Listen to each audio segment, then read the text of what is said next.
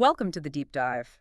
Today, we're jumping into a really core concept in finance, consolidation. Mhm. Basically, how a parent company sort of pulls together all of the financial info from its subsidiaries, to get that one big picture. Yeah, the complete view, like seeing the whole financial forest, not just the individual trees, as you said. Exactly. And while, driving rules differ, accounting rules aren't all the same either, Yeah, right? precisely. We're zeroing in on two big ones today. International Financial Reporting Standards, IFRS 10 specifically, and then US GAAP, which is mainly Topic 810 in the US. Okay. And the idea is to unpack how they handle consolidation, see where they line up, but also, importantly, where they kind of diverge. Right. So for you, the learner, our goal here is to give you a really solid grasp of the basics of consolidation under both IFRS and US GAAP. We want to hit the main similarities, the key differences. Yeah, aiming for those aha moments without getting totally lost in the weeds. Definitely. Giving you a feel for this crucial finance area. Okay, let's dive in then. Where do IFRS and US GAAP actually sort of agree on the fundamental idea, the starting point for consolidation? Well, at the most basic level, they both agree. Subsidiaries. Generally, you consolidate them. Okay. Combine those financial statements, present them as one single economic entity. But both also say, hold on, sometimes full consolidation isn't the best picture. Ah, okay, exceptions like Yeah, like investment entities, that's the IFRS term, or investment companies under US GAAP. right. If your main business is investing in other companies, you typically don't consolidate in the usual way. You account for those subsidiaries at fair value instead. Okay, that makes sense. If you're just holding investments, maybe integrating all their operations onto your books isn't, well, relevant. But you said US GAAP generally has exceptions. Does that mean there are others besides investment companies? Yes, and that's a key nuance. US GAAP actually has some extra exceptions carved out for specific industries. Oh, which ones? The sources don't list them all out, but it points to US GAAP sometimes taking a more sector-specific view than IFRS might. Could be historical reasons or maybe just unique aspects of those industries. Interesting. So US GAAP might have a few more specific get-out clauses depending on the industry. Okay, let's get to the real core of it. How do they decide if a company needs to be consolidated? Control. Right, that's the key word. Absolutely. Control is central. Yep. And this is where you really see the different philosophies. Okay, how so? Let's start with IFRS. So IFRS uses what's called a power to direct model. Under IFRS 10, you control an investee if you have three things: power over it, exposure to variable returns from it, and the ability to use that power to affect those returns. Power, returns, and the link between them. Okay. And what's really interesting under IFRS is for things called structured entities, these are often set up so voting rights aren't the main driver. Right. For those, voting rights aren't the primary factor in figuring out who has power. It's broader. It's about who can really influence the returns. Okay, power to direct. Sounds like it's looking beyond just votes to who's really pulling the strings and impacting the money side. How does US GAAP compare? US GAAP uses a controlling financial interest model, and it kind of splits things. Splits how? It has one path for what it calls voting interest entities, or VOEs. Think traditional companies where votes and ownership usually go together. Okay, standard setup. And another path for variable interest entities, or VIEs.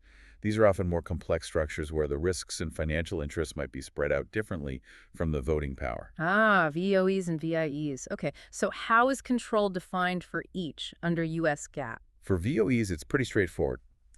Do they have the ability to control the financial and operating policies? Simple enough. But for VIEs, it's more involved. You need two things. One, the power to direct the activities that most significantly impact the VIE's economic performance. The important activities. Right. And two, either the obligation to absorb potentially significant losses or the right to receive potentially significant benefits from the VIE. So power plus significant economic exposure, either downside or upside. Got it. What actually makes something a VIE under US GAAP? What pushes an entity into that category? Good question. A VIE is basically an entity that maybe doesn't have enough of its own equity at risk to fund itself. Okay, thinly capitalized? Kind of.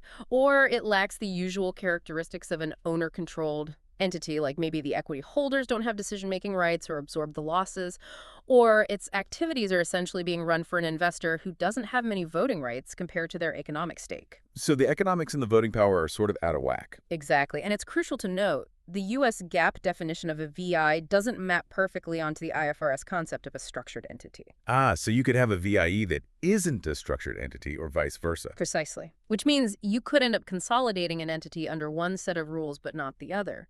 Big practical difference there. Definitely something to watch out for. Now, both frameworks talk about continuous assessment. That means it's not just a one-time check, right? Correct. You can't just decide once and forget about it. Both IFRS and US GAAP say you need to keep reevaluating control. If facts or circumstances change, you might gain or lose control. Okay, ongoing monitoring. And do they look at the whole company or can you control just part of it? Generally, the assessment is at the level of the whole legal entity, but both do allow for assessing control over specific bits, assets, and liabilities, sometimes called a silo. A silo, like controlling just one factory within a larger company. Potentially, yeah. But here's another difference. Under US GAAP, that silo approach, it's only allowed for VIEs. Oh, not for VOEs. Nope. For a standard voting interest entity under US GAAP, it's all or nothing. You either control the whole entity or you don't. No consolidating just a piece of it. Okay, so with a VOE under US GAAP, consolidate everything if you have control. But with a VIE, maybe just a specific part if you only control that silo. That's a really interesting distinction. What about rights held by investors or others? How do they factor in? Both systems look beyond just formal ownership. They care about substantive rights. Substantive, meaning rights that are actually real and usable. Exactly. Rights that can genuinely be exercised when decisions are being made, and the holder actually has the practical ability to use them. It's about substance over form. Makes sense. Any differences in how they view these rights? Yes. U.S. GAAP's guidance on what makes a kick-out right or a participating right substantive tends to be, well, narrower and more specific than IFRS. How so? For VOEs, under U.S. GAAP, it's somewhat similar to IFRS. If a simple majority can exercise the right, it's likely substantive. But for VIEs, US GAAP is different. Unlike IFRS, rights that can be exercised unilaterally just by one investor or related group acting alone are not typically considered substantive kick-out or participating rights. So under US GAAP for VIEs, you generally need a group acting together for a right to be deemed substantive enough to potentially affect the control assessment, whereas IFRS might see a single party's powerful right as substantive. That's a good way to put it, yes. Yeah. US GAAP often requires more collective power for those rights to count in the VIE context. Okay, let's dig a bit more into assessing power itself. What factors do they look at? IFRS first. IFRS focuses on identifying the relevant activities. Relevant activities. Yeah, the activities that most significantly affect the investee's returns. You have to understand the entity's purpose, its design, how decisions about those key activities get made, and crucially, who has the current ability to direct them. Like pricing or production for a manufacturer. Could be, yeah. IFRS gives examples like the ability to appoint key managers, direct important activities, special relationships, the investor's own exposure to variable returns. It's a broader look at the overall influence. And US GAAP, how does it assess power, especially for those VIEs? For VIEs, US GAAP explicitly tells you to consider things like unilateral kick-out rights or participating rights. It also looks closely at the VIE's purpose and design, the specific risks it was created to handle and pass on, and the details of the contracts between all the parties involved. So more checklist-oriented for VIEs. You could say that. For VOEs, remember, it's simpler just voting or contractual control over policies in the normal course of business. US GAAP doesn't have that same broad list of influencing factors for VOEs like IFRS does. It really feels like IFRS is more principles-based, looking at the overall picture of influence, while US GAAP, particularly for VIEs, is maybe more rules-driven, focusing on specific contractual elements. Now, returns seem key for IFRS. How do they define returns? IFRS defines returns very broadly. It's not just dividend. Okay. It includes changes in the investment's value, fees you might get, tax benefits, economies of scale, cost savings, other synergies, basically any economic benefit flowing from the involvement. That's quite comprehensive. What about US GAAP? How does it define returns when assessing control, especially for VIEs? Well, interestingly, US GAAP doesn't actually provide a specific definition of returns for the VIE control assessment, Oh. but the concept is baked into identifying the primary beneficiary. Remember, the primary beneficiary has to have that obligation for significant losses or the right to significant benefits. So it's implicit in the loss benefit criteria. Exactly.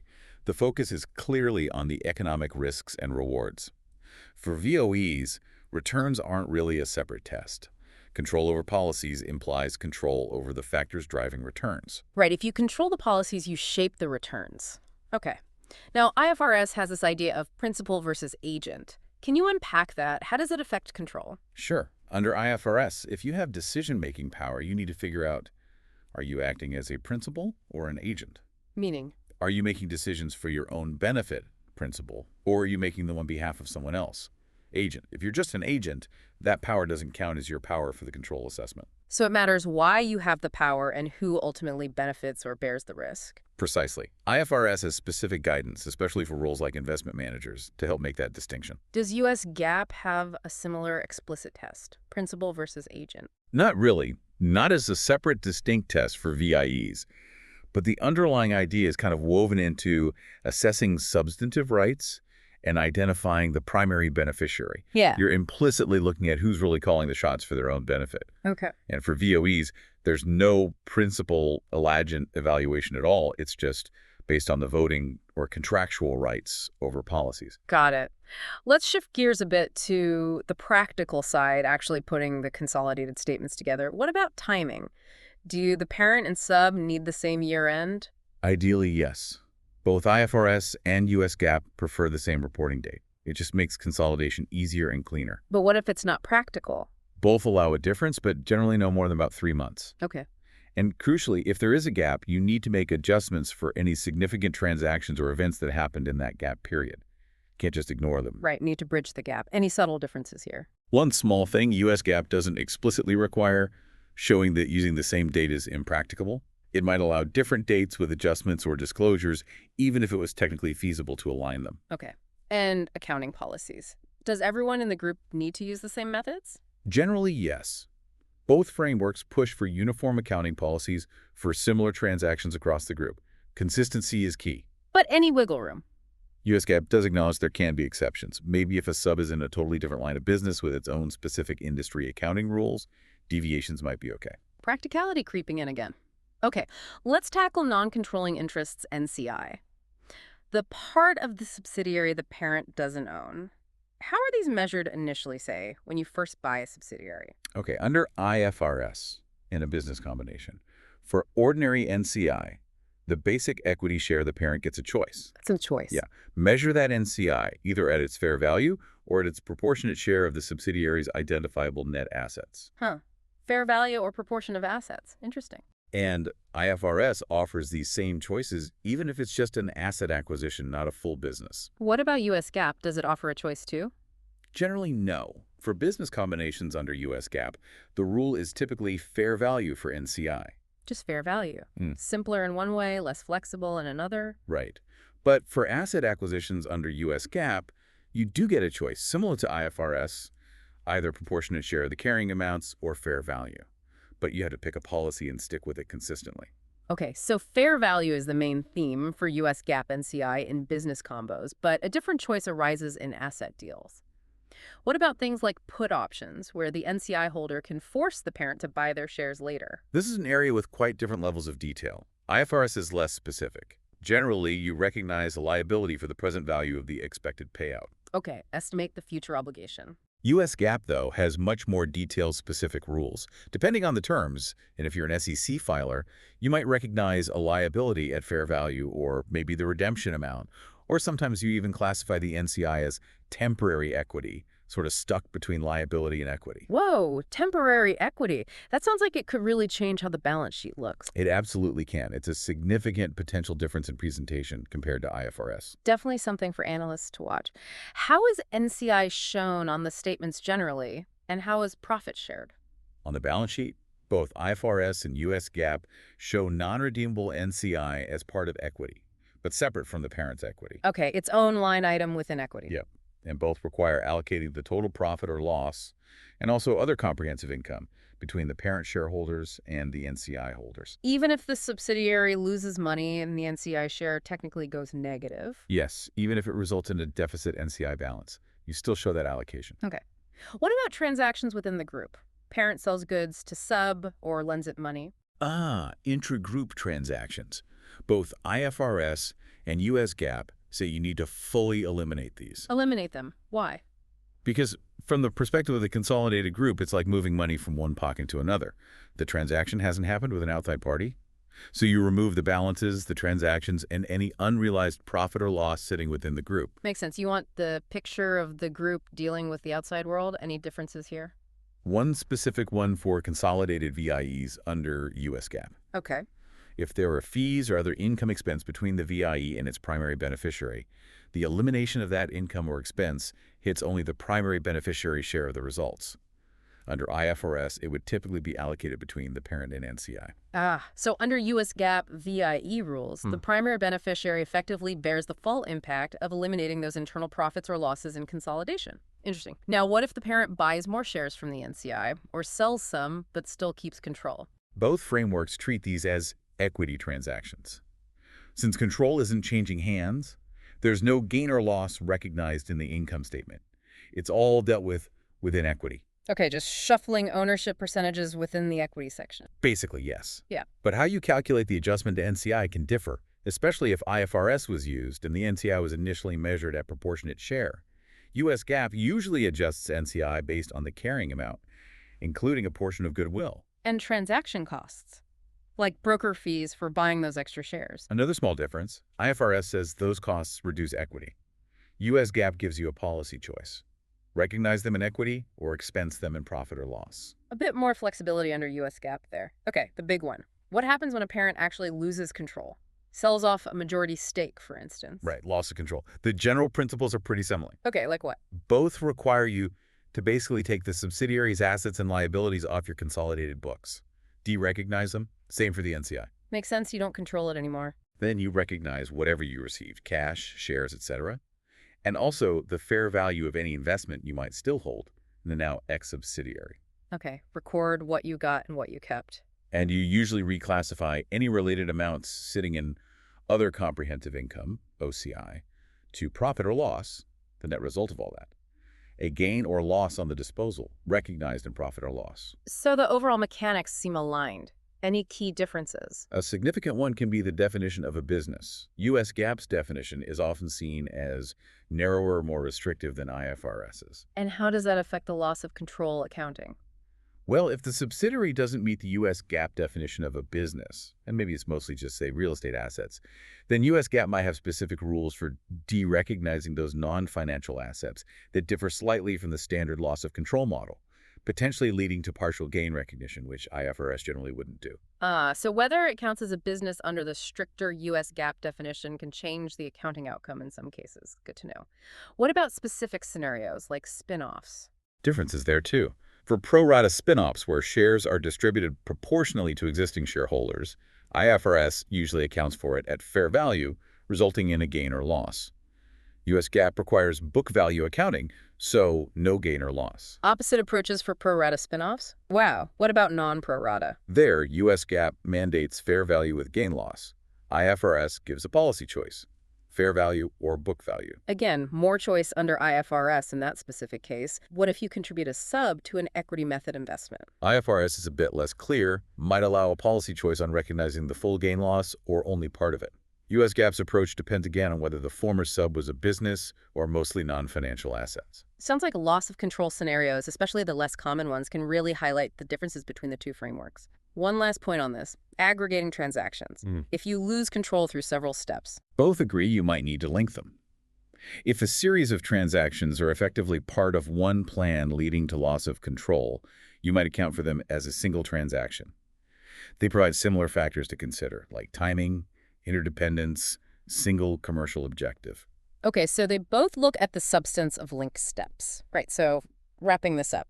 It's clear that while the big goal, a unified financial picture, is the same for IFRS and US GAAP consolidation, the way they get there, the mechanics and even the core philosophy can be quite different. Absolutely. That fundamental difference between IFRS's power to direct and US GAAP's controlling financial interest model, especially with the VOEV split, really drives different outcomes. Yeah, particularly with the complex structures, it seems. And then areas like NCI measurement and accounting for losing control also show real divergence. And it's fascinating, isn't it, how these rules reflect different ways of thinking about control, about risk, about how best to inform investors. These aren't just, theoretical rules. They directly impact the numbers companies report. Totally agree. And understanding these differences isn't just academic.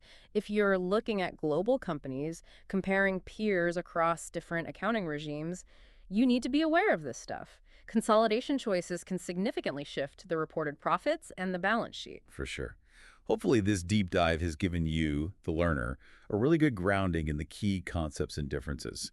Maybe it sparks some curiosity about specific scenarios or how these rules play out in certain industries. Yeah, which bit of this consolidation puzzle under IFRS versus US GAAP stood out most to you, the learner? That's maybe something to dig into further. It's a constantly evolving area, too, as standard setters aim for, well, better comparability globally. Definitely. It just underscores how financial statements tell a complex story of interconnected companies, and the rules governing that story really shape our understanding of the whole financial landscape.